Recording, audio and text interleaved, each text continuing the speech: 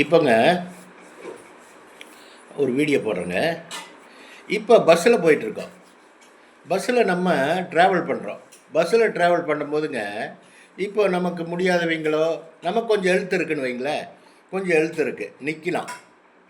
ஒரு 1 மணி நேரம்லாம் நிற்கலாம், அரை மணி நேரம் நிற்கலாம். அந்த மாதிரி ஒரு எழுத்துள்ள பர்சன் நம்ம இல்லைங்களா?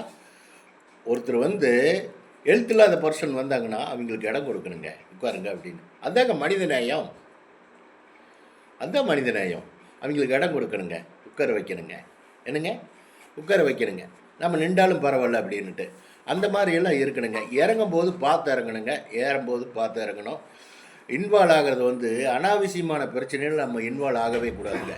எக்காரணத்தை கொண்டு எந்த சூழ்நிலையிலையும் சம்பந்தம் இல்லாமல் அங்கே என்ன நடக்குன்னு தெரியாமல் இன்வால்வ் ஆகிறது நிறைய பேர் அதை பண்ணுறாங்க.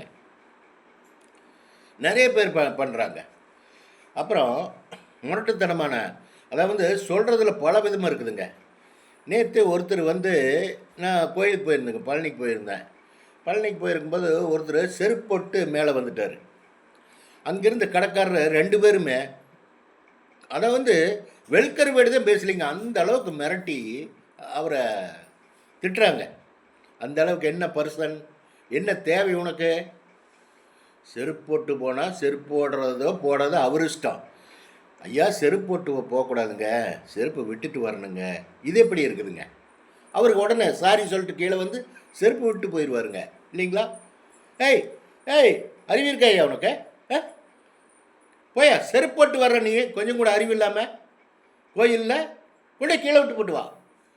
இது எப்படி இருக்குதுங்க? இது கோபத்தை தூண்டுற மாதிரி எல்லாம் வார்த்தைங்க. பக்கத்தால் வந்து ஐயா செருப்பில் போட்டு போகக்கூடாதுங்க, கீழே கொண்டு இறக்கி விடுங்க. இது எப்படி இருக்குதுங்க? இந்த மாதிரி ஆள்கள் வந்து ரொம்பங்க அறிவு கட்டத்தனமாக பேசி மன உளைச்சலுக்கு ஆளாகி கஷ்டத்துக்குள்ளாகிறதுங்க. கஷ்டத்துக்குள்ளாக மன உளைச்சல் கொடுக்கறது நம்மளுக்கு போகிறவங்களுக்கு மன உளைச்சல் கொடுக்கறது வழிபோக்குறதுக்கு தானுங்க. அந்த மாதிரிலாம் இருக்கக்கூடாதுங்க சார். மனித நேயத்தோடு வாழணும்னு சொல்ல வர்றேன். வச்சுட்டுங்களா? பை.